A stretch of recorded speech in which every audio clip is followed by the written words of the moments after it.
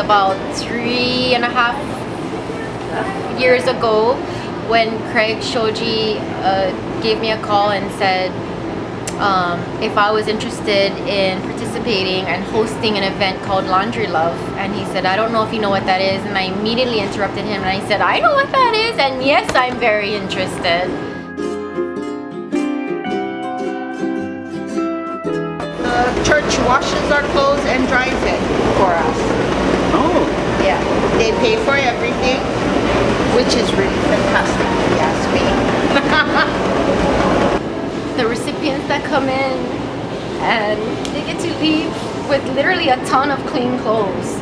It's something that a lot of us that have washers and dryers at home take for granted.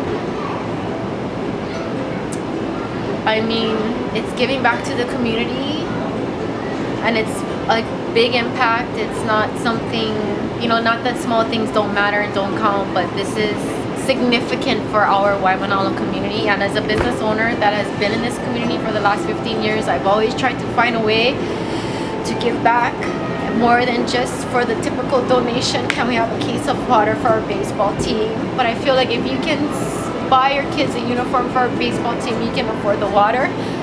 So this event really is a community service event, and it benefits a lot of people. So that's why I love it.